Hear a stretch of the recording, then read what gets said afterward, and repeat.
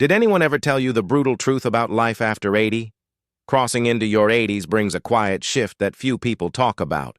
Not the surface-level stuff like birthdays or slower mornings, but the deeper, often unspoken changes. It's a time filled with both wisdom and loss, presence and distance, deep peace and sometimes deep loneliness.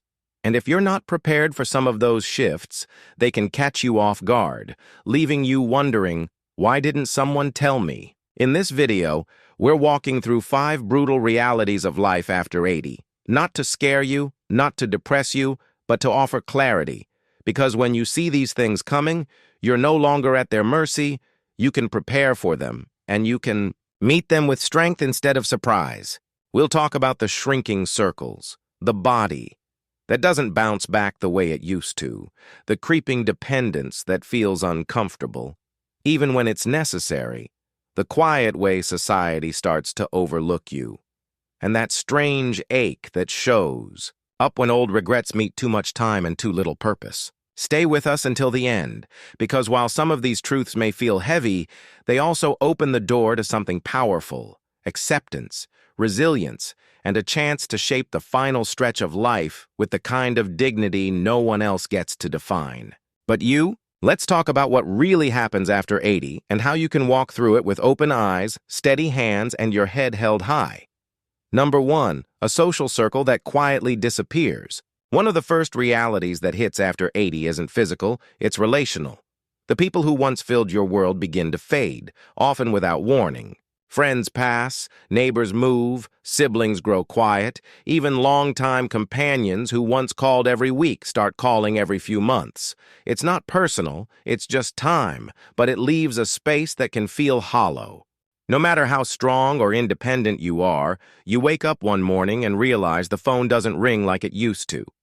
The invitations slow down, the family visits grow shorter, more rushed.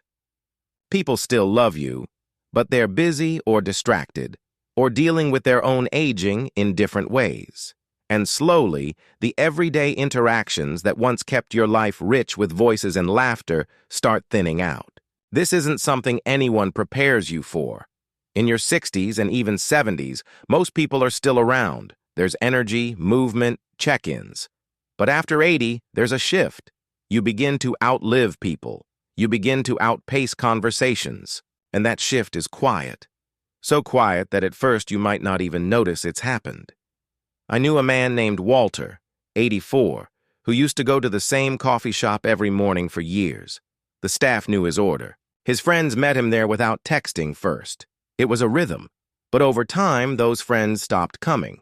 Some passed, some moved, and others just stopped driving. One day, Walter told me, "It's strange to walk into a place where everyone used to know your name, and now you're just the man in the corner booth."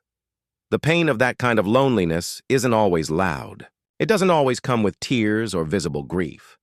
Sometimes it's just a long silence after dinner or a walk that feels a little too quiet.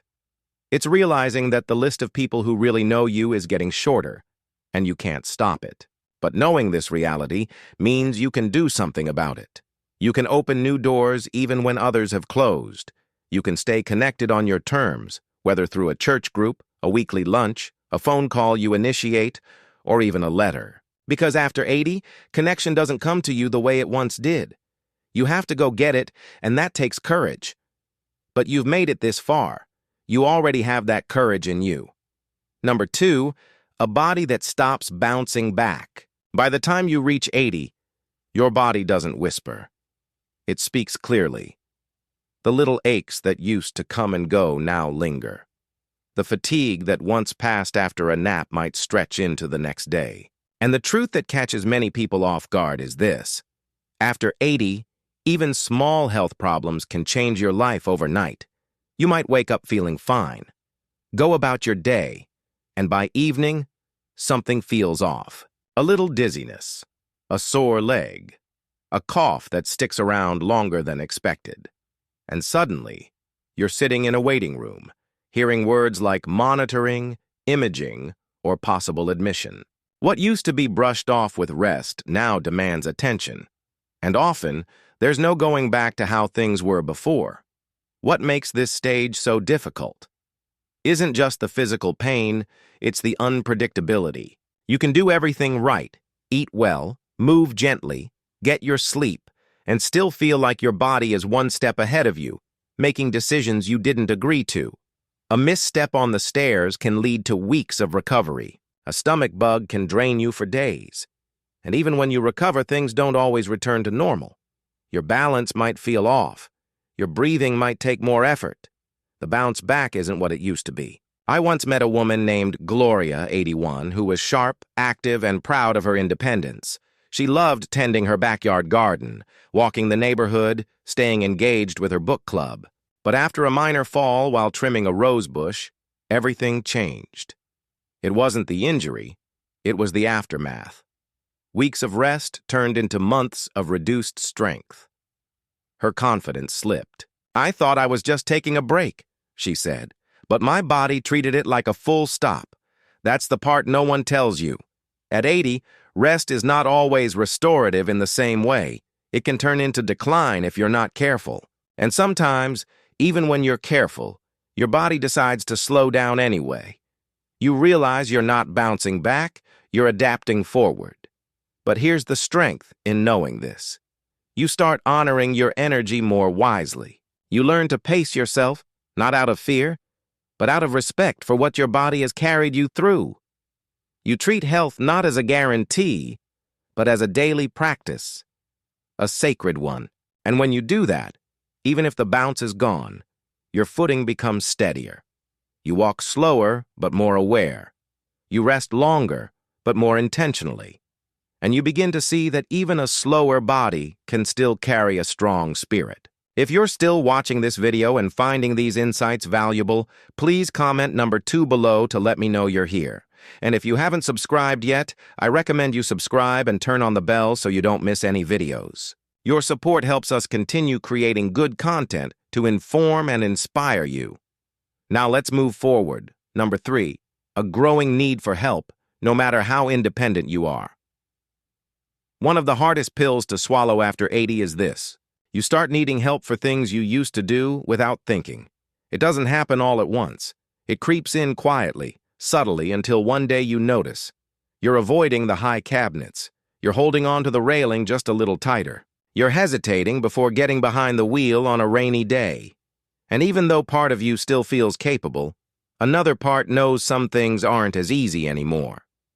What makes this reality difficult isn't just the physical shift, it's the emotional one. For those who've lived decades taking care of others, the thought of becoming the one who needs help can feel deeply uncomfortable. You may start feeling like a burden, or you may begin hiding what you can't do, skipping the grocery trip, not telling your kids you tripped, trying to fix the light bulb on your own. Even though your shoulder's been hurting for weeks, the desire to stay independent doesn't go away. If anything, it grows stronger. But the truth is, independence after 80 looks different than it did at 60. It's not about doing everything alone. It's about knowing when to ask for help and being brave enough to accept it. I knew a man named Eugene, 85, who prided himself on doing everything himself. He had lived through war, raised 4 kids, built his own shed out back with nothing but spare wood and determination. But one winter, he slipped on his icy driveway. No broken bones, just bruised pride. He didn't tell anyone, but his daughter noticed something was different. She started showing up once a week to bring groceries and stay for coffee. At first, Eugene resisted. "I'm fine," he'd say, but over time, that coffee became a ritual. And eventually, he admitted something that surprised even him. It's nice not having to carry everything alone. That's the shift. It's not weakness, it's wisdom. Knowing that accepting help isn't a loss of independence. It's a way of protecting it. Because when you allow someone to help you climb the stairs, or drive you to the doctor, or carry that heavy bag, you're actually giving yourself more years of doing what matters most. And not all help has to come from people. It can be a grab bar in the shower, a stool in the kitchen, a reminder on the fridge. These little supports don't take away your dignity. They preserve it. After 80, the bravest thing you can say might just be, "I could use a hand." Because the older you get, the more strength you show by choosing safety over pride, peace over struggle, and connection over isolation. Number 4. A presence the world starts to overlook. One of the more painful realities of life after 80 isn't about your body or your memory. It's about your presence. Slowly, you begin to feel invisible. Not to the people who love you, maybe, but to the world at large. The cashier looks past you to the person behind you. The doctor talks to your adult child instead of you. The server at the restaurant assumes you can't hear or think or decide for yourself. It's subtle at first, then it becomes more frequent. And even if you try to brush it off, it lands somewhere deep. Because no matter how old we are, we still want to be seen. And when you've lived a full life, worked, raised a family, made decisions, weathered storms, it's jarring to feel dismissed just because your skin has folded or your hair has grayed. What hurts more is that it's rarely meant with malice. A fast world that forgets slow steps still carries stories. A society obsessed with youth that forgets the strength it took to reach this age. And unless you speak up, you risk shrinking. Not because you've lost your voice, but because others stopped listening. I remember a woman named Irene, 86, who volunteered at a local museum. One day, a visitor asked the staff a question she could have answered in her sleep. After all, she lived through that very decade of history. But the question skipped right over her. When I asked her how she felt, she just smiled and said, "I'm used to it." But there was sadness in that smile. The kind that comes from being seen as furniture instead of fire. But you are not furniture. You are not background. You are still here, still thinking, still contributing. And just because the world sometimes forgets, that doesn't mean you have to. So what can you do? You speak anyway. You ask the questions, you offer the opinions, you vote, you share your stories, even when no one asks. You stand up, even if your knees wobble. Because every time you claim your space in the room, you remind the world and yourself that you are not done yet. You are not invisible. You are a living library, a witness to time, a voice that still matters. And you don't have to shout to be heard. You just have to refuse to disappear. If you're still watching this video and finding these insights valuable, please comment number 4 below to let me know you're here. And if you haven't subscribed yet, I recommend you subscribe and turn on the bell so you don't miss any videos. Your support helps us continue creating good content to inform and inspire you. Now let's move forward. Number 5, a sense of regret if purpose isn't redefined. As you move deeper into your 80s, a strange quiet settles in, not just in your home or your schedule, but inside you. Life slows. The calendar isn't as full. And with that slowness comes space. Space to reflect, remember, replay. That can be beautiful. But if you're not careful, it can turn into something heavy. Not the loud, dramatic kind, the quiet kind, the "I wish I'd spent more time with them" kind, the "why didn't I take that chance when I had it" kind, the kind that shows up when you have time, but not always the energy or freedom to do the things you once postponed. This isn't something people talk about much. We celebrate the wisdom of aging, the freedom of retirement, the joy of grandchildren, and all of that is real.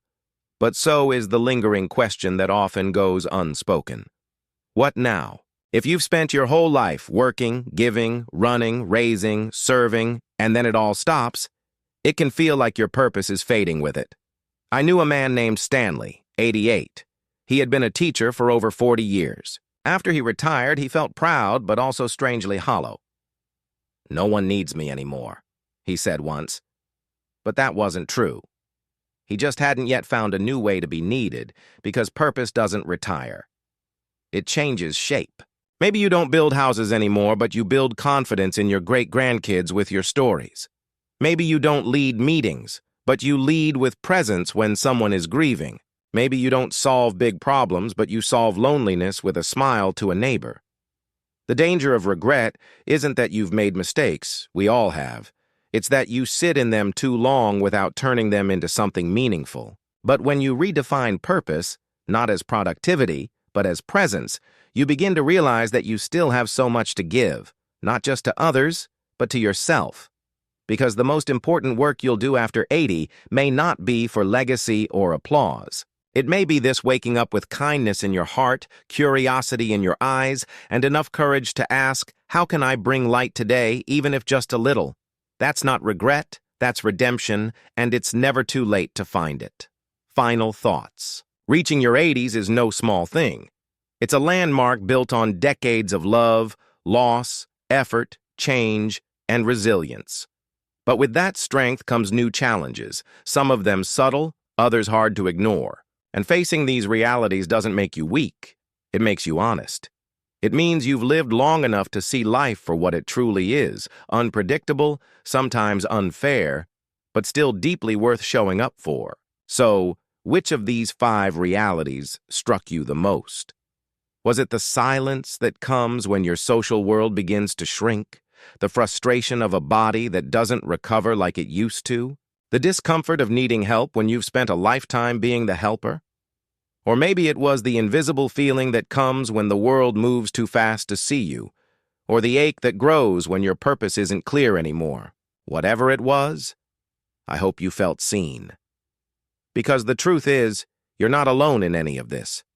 Not in the slowing down, not in the forgetting, not in the questions that keep you up at night, or the moments that make you wonder what comes next. And here's the good news even now. Even at this stage, you get to choose. You can choose connection. You can choose rest. You can choose to ask for help. You can choose to speak louder when someone overlooks you and softer when someone needs your grace. You can choose to forgive yourself for what didn't happen and honor yourself for what did. This chapter of life isn't the end. It's the deep part of the story. The part where every word carries weight. The part where small gestures mean more than grand ones ever did. The part where your presence, your patience, your perspective, these become your power. Thank you for joining us today. We'd love to hear from you. Leave a comment below and share one thing you learned today and how you plan to use it in your life. Your thoughts are important to us, so don't hesitate to share them. Reading your comments gives us great motivation and encouragement. If you enjoyed this video and found it helpful, please like, subscribe, and share. Your support helps us continue creating good content to inform and inspire you. Thanks for watching, and we look forward to seeing you in the next video.